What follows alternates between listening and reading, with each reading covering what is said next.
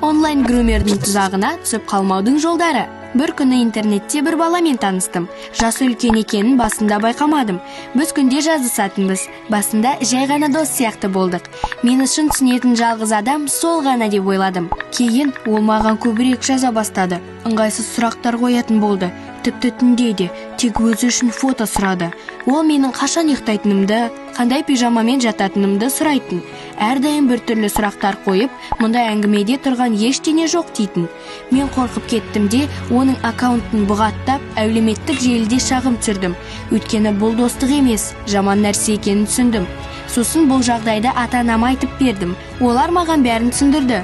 Кейбір ересектер интернетте өтірік дос сияқты көрініп, баланы алдап пайдалануы мүмкін. Бұл онлайн груминг деп аталады. Бұдан қалай қорғану керек? Желіде бейтаныс адамдармен хат жазыспа.